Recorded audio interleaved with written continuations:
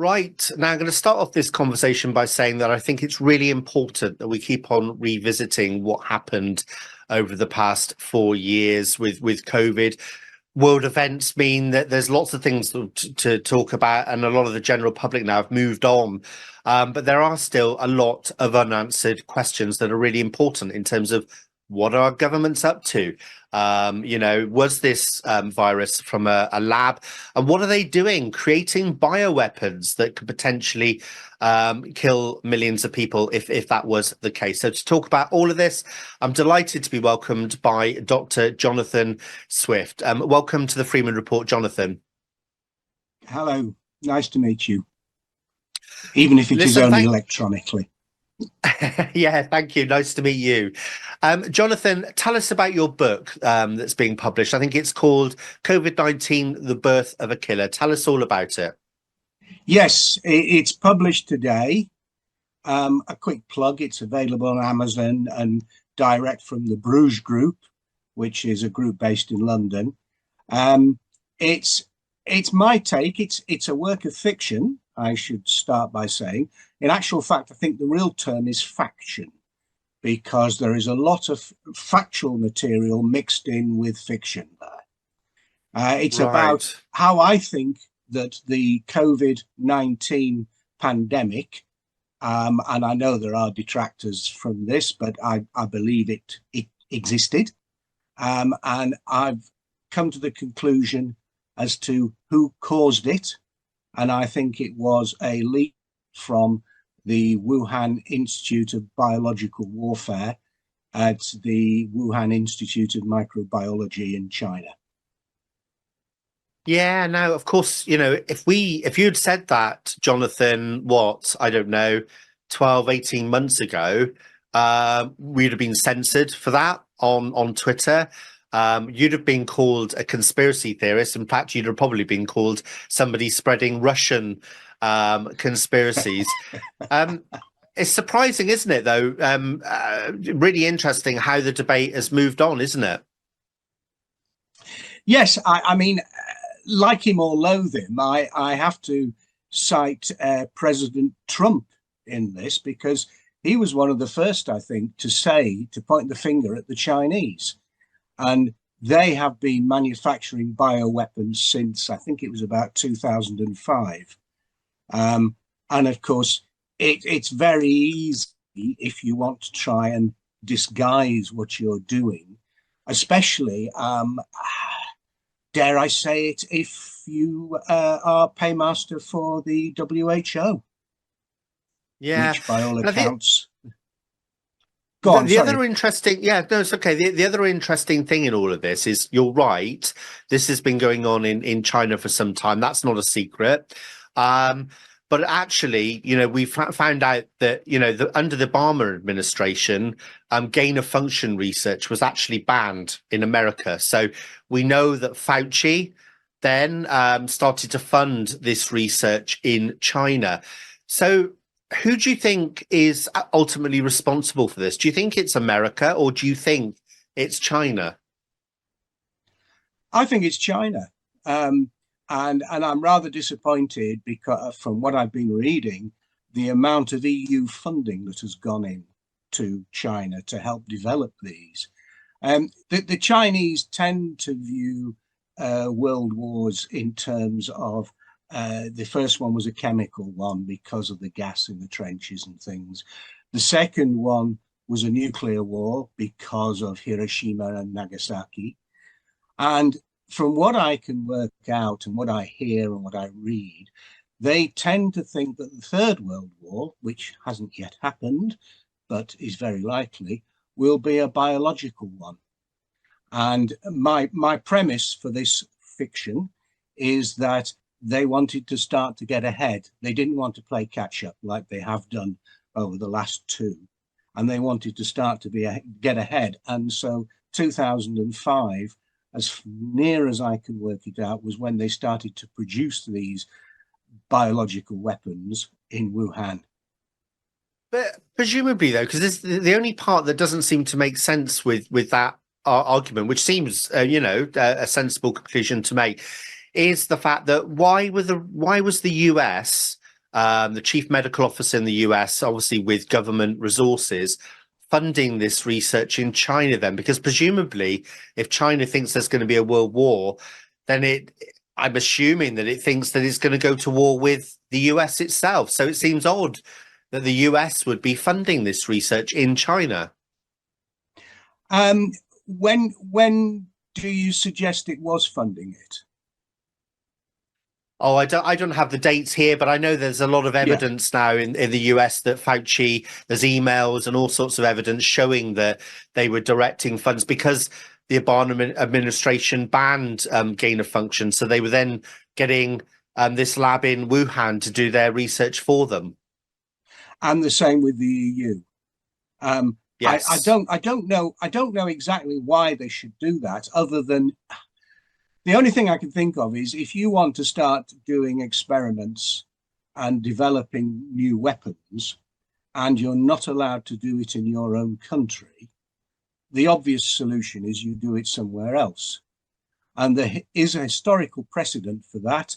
In the mid to late 1930s, the Hitler government in Germany developed the Luftwaffe and the armored units in Russia, and they were given free access to development places in Russia and aero engines and everything, because the production of these in Germany was banned under the Versailles Treaty. Yeah. I think I mean it's an interesting one. I'm not sure I've got an answer for that.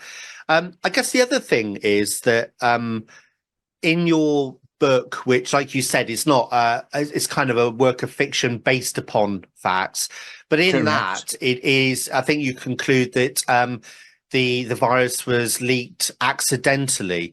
What are your thoughts that in relation to actual real events? Do you think that if we assume it came from a lab, do you think it was by accident? I have to say this is something I've thought about considerably while writing the book. I look at it logically. If you're going to develop and release a biological weapon, you make sure that you've got enough vaccines yourself and your population is vaccinated, which suggests to me that it was accidental because they suffered hundreds, if not thousands, of deaths. Now, if they'd been prepared, that probably wouldn't have happened. Hence why I think it was accidental. Yeah, which I guess, again, is a logical conclusion to make. But actually, when you start looking at a lot of the deaths, they were, I think the average age of death for COVID was over the overall age of death for the population. So I think that was around 82, I think, but the average age for COVID was higher than that. And generally, most healthy people weren't impacted. So I'm not sure I would agree with that. And also, again, I think there were signs that I think it was called Event 201, where it was funded by the Bill and Melinda Gates Foundation, where they actually rehearsed how they were going to deal with the pandemic literally months before it actually hit. And of course, we saw the lockstep of governments around the world and media organizations around the world. So for me, I'd love to hear what your thoughts, but for me, I just think there's so much evidence that it was all planned and it was ready to go, this big operation, that I can't believe that it was just by accident. But I don't know, what are your thoughts? Do you think do you think I'd be listening to too many conspiracies? No, not necessarily at all. I'm very measured in what I say. If we were to go down the route you're suggesting, which I am not decrying at all, but if we were to go down that route, then there's serious questions for a lot of people to answer. I think we know what we're talking about. I think listen, I think you're absolutely right. I'm very, very careful with my language as well, and I like to ask questions rather than just make broad sweeping conclusions, because the truth is I don't know still don't know what happened. I've got a lot of questions which I think are unanswered, and there's more questions pointing in certain directions than other directions. But you're right, we have got to be careful to not conclude for definite certain things. Now, Jonathan, we're just going to take a short break, but when we come back, I'd like to carry on the conversation and maybe talk about all the censorship around this as well, because I think just only a year, maybe 18 months ago, your book might not have even been able to be published on Amazon. So I'd love to hear your thoughts on the censorship and how things have changed over the last 18 months. So we'll be right back with you in a moment on TNT. Hear about it. We're depending on our congressman. Talk about it. The people have to stand up and say enough. Now, TNT Radio News. Matt Boyland here with your TNT headlines. News Corp Australia has come under fire for publishing a hit piece on Australian-born journalist and WikiLeaks founder Julian Assange. 2 Japanese Navy helicopters carrying 8 crew members have crashed into the Pacific Ocean during a nighttime training exercise off Tokyo. A volley of rockets were fired at an American military base in northeastern Syria on Sunday, and Moscow's accused Ukraine of targeting Russian journalists stationed on the front line. Why not give TNT Radio a follow? We're on all major social platforms, including Facebook, Twitter, Instagram, Gab, and Getter. Help us get the word out as we cover the biggest topics of our time right here on today's News Talk. TNT Radio. TNT Radio. Right. So, Jonathan, as I said, you've written this book. It is selling on Amazon. Presumably, you're marketing it on social media and the rest of it. It is really interesting because not too further than a year ago, I think you'd have had problems actually publishing it. Have you had any indications of censorship at all with the book? No, not at all. In the process of writing, I discussed it with friends and family. And everybody, I cannot think of anybody who disagreed. The general consensus was, yeah, of course it came from China and Wuhan. Go ahead, write it. It sounds good. That's the sort of thing. And of course, your family are always your harshest critics. And I got great support. You know, I ran a first rough draft past one of my sisters, and she said, "Oh, this is really good." Yeah, I agree. It seems she said, well, it seems like what's that expression? A no-brainer. That it's pretty obvious, isn't it? And I said, well, I think it is. And I said, one of the motivations for writing it was I was so annoyed. I can't remember, perhaps it was 18 months ago when the WHO went into the Wuhan Institute and they were going around poking around at things, and they said, well, no, there's nothing to see here, there's no evidence of it. And I thought, oh, come on, you know, you really can't be serious on that. I don't believe that. I mean, when you talk about censorship, I think, yes, there has been censorship, but I think it's at source at Wuhan, and the people being censored are the WHO. Yeah, and when you've, because presumably, I mean, how long have you been writing the book for? It took about a year. So you've been writing it for a year. Presumably, you've spoken to quite a lot of people about that. What do people make of the gain of function research as a principle? Because I think there's a lot of people around the world that think it's absolutely bonkers that we've got these labs, and there's lots of them. And I think it's actually being allowed to go on in America again now that law has been repealed. What do people kind of think about the fact that we're creating ever increasingly dangerous viruses to the human race in labs? What do people make of that? Yeah, well, I haven't actually discussed that particular point with them, but it's coming obliquely in conversations. And I think, I personally think that it's crazy, but at the same time, I think that those responsible would argue that they have to have the virus before they can get a vaccine made to that virus. So in other words, they're suggesting that they are preparing for the worst. Yeah. Do you I think? suppose Can I just ask? Yes. Can I just ask you, Jonathan? Do you think the vaccine has been effective? Oh my goodness. All I can say is I know somebody who's a nurse in UK, and when they were talking about the numbers who had died from COVID, she suggested that in fact a lot of these people were going to be dying in any case, and because they had COVID, that was put down as the reason for death. Yeah. And this is another big area that there's a lot of debate about, I know.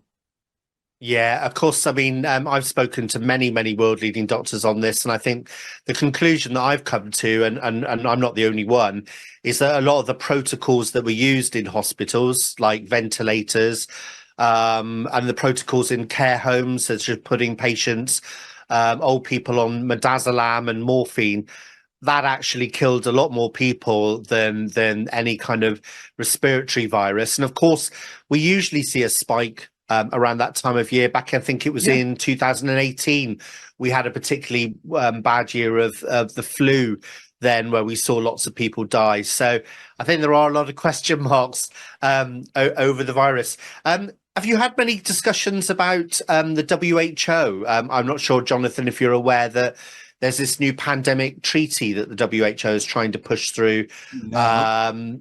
Yeah, so maybe that could be your follow-up book. So the WHO, the WHO at the moment it's called the Pandemic Accord.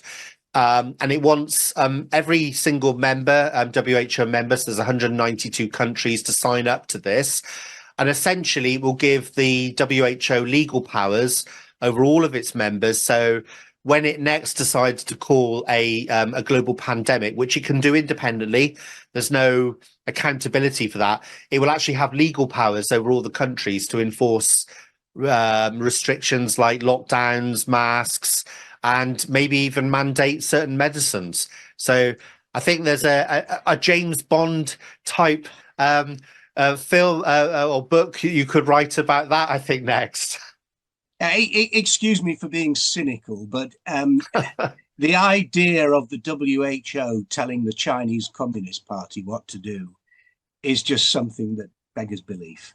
They'll probably say, yes, we'll do what you want, and then they'll go ahead and do whatever they want in any case. So I understand what you're saying, but I don't believe in the practical value of it. That's a very good point. I've never actually. I've had lots of discussions about this new treaty, but I guess you've got to think, well, who runs the WHO? It's going to be the bigger countries in the world. So maybe this is actually a device for those countries controlling some of the smaller countries. Because you're absolutely right. China didn't cooperate at all with the WHO during the early days when it wanted to investigate where the virus was coming from. China wouldn't let them in, would it? Well, I asked myself when that was happening, I thought, why don't they want them to find out where it's coming from? Unless they already know. Perhaps I'm being too cynical, but it's like there's a certain, I don't know, mentality associated with this. I'll give you one example. It's nothing to do with viruses, but after the EU imposed, what was it now, 15, 20 years ago, smoking ban inside restaurants and cafes and things. I was in Valencia in Spain about a week after it had come in. I was getting something at the bar, and there's the barman standing there cutting ham, and he's got a cigarette out of the corner of his mouth. And I said to him, I thought there was supposed to be a ban on smoking. He said, that's Brussels. We don't take any notice of Brussels in Spain. Now, how true that, how representative that was, I don't know, but I just found it very funny. Yeah, I guess you can argue, though, that a lot of us thought, if somebody had told me before the pandemic that millions of people across the West would have agreed to lock themselves in their houses and wear masks when they went out on the street, I'd have said you're absolutely mad. But hey, presto, that's exactly what we saw happen. So, so who knows? But of course, Jonathan. Sorry, go on. I was just going to say, Jonathan. If you have a look, I've done a blog on the Bruges Group website I can't remember. It was about that time. And it was obvious. You look at the reports, and not everybody did. There were thousands of people fined, if I can recall correctly, including some real high-profile people. And that never really got into the mainstream media because I don't think they like reporting things like that. Yeah. And of course, those fines have, well, 90 something percent of them, most of them have been the appeals against them have been upheld, and they never had to pay that because, of course, it's all the whole law around masks and the whole thing was a bit of a sham, to be honest with you. But Jonathan, we've run out of time. Thank you for coming on the Freeman Report to talk about Thank your you. book. All the best for the future. Thank you, Jonathan. Thanks very much. Nice to Thank speak. you. Cheerio.